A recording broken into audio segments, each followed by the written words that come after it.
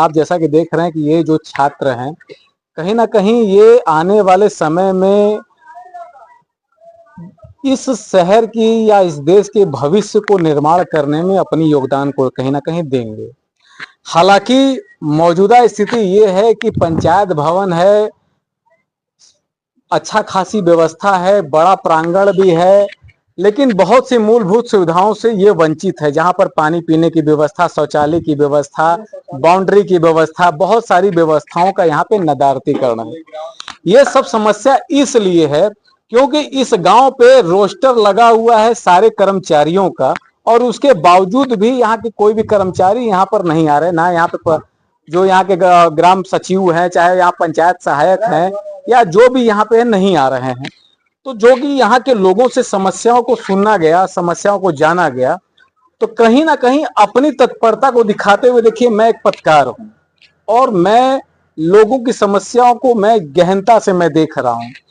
तो मैंने एक विचार किया कि चलो यार, पत्रकारिता अपना पेशा है, कहीं ना कहीं अपनी एक तत्परता लगाई जाए, कहीं ना कहीं एक अपना विचार लगाया जाए और इन लोगों को सहूलियत दिलाई जाए। तो आज मैं इन लोगों से एक पत्र लूंगा और उस पत्र के माध्यम से यहाँ के जो वीडियो साहब हैं उनसे हम लोग दरख्वास्त करेंगे कि सर, एक आपके क्षेत्र में एक ग्राम सभा चंद्रखा है, जहाँ पे एक अच्छा प्रांगण है, एक अच्छी व्यवस्थाएं हैं, अगर उसको सही संचालन किया जाए तो कहीं ना कहीं बहुत से लोगों को लाभ मिल सकता है। क्या आप लोग को लाभ मिलेगा? अगर ये पंचायत भवन अगर सही तरीके से चलने लगे तो क्या आप लोग को लाभ मिलेगा?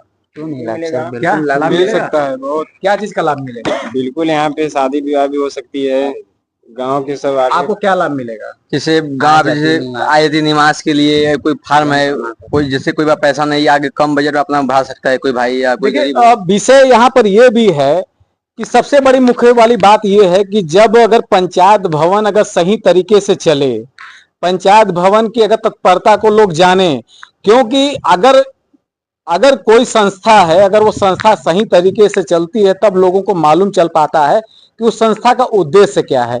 जब ये संस्था नहीं चल रहा है, जब संस्था की कोई व्यवस्था अगर यहाँ पे सुचारू तरीके से नहीं चल पा रही है, तो लोग क्या बता पाएंगे कि यहाँ पे क्या व्यवस्था होती है। हालांकि मैं आपको बताना चाहता हूँ कि आपके ये जो पंचायत भवन है उसका कार्य क्या होता है।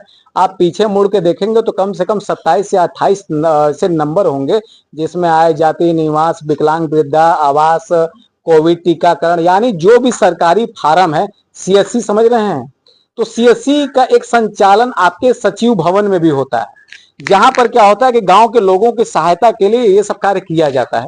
तो हालांकि गांव में ये व्यवस्था नहीं चल रही है, तो उस व्यवस्था को सही करने के लिए इनसे एक लेटर लेकर के यहाँ के वीडियो साहब को दिया जाएगा और बताया जाएगा कि सर, आपके एक क्षेत्र में इतनी बड़ी समस्याएं हैं और उसका कहीं ना कहीं निराकरण भी हो।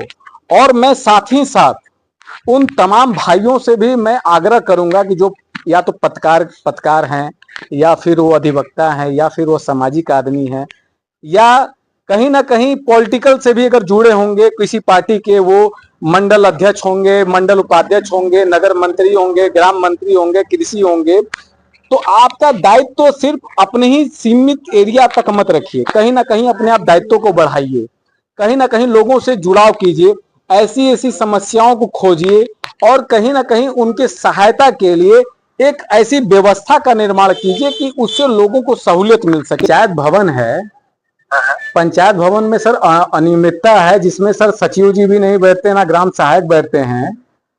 अच्छा। और यहाँ पे सर जो भी माने जो फार्म वार्म की व्यवस्था है सर, ये कोई व्यवस्था यहाँ पे सुचारू तरीके से नहीं चल पा रहा है, सीएससी नहीं चल पा रहा है सर। तो बना है बस चल नहीं पा रहा है। नहीं, सीएससी भी नहीं है सर, कुछ भी नहीं है यहाँ, बाकी सब लिखा गया है सर। जैसे कि जो इनका एक जो उपलब्ध मुख्य सेवाएं हैं वो सारा पेंट लिखा गया है, सारे व्यक्तियों का नाम दिया गया है, जिसमें सबको रोस्टर लगाया गया है। तो मैं बात कर लेता हूँ और सर मैंने ग्राम वासियों से मैंने सर एक पत्रक बना लिया है सर, बोलिए तो आपको सर दे दें? आप व्हाट्सएप कर दीजिए मुझे। ठीक है सर, मैं आपको व्हाट्सएप कर दे रहा हूँ सर, आप इस पे थोड़ा सा ध्यान दे दें। ठीक है, मैं दिखा देता हूँ, आप भेज दीजिए, मैं देख लेता हूँ। ठीक है सर, ओके ओके सर। देखिए, यही कहने का मतलब होता है कि अगर प्रबुद्धजन, यानी जो एक जागरूक लोग होते हैं, अगर वो थोड़ी सी अपनी तत्परता दिखा दे तो कहीं ना कहीं बहुत से लोगों की समस्याओं को दूर किया जा सकता है।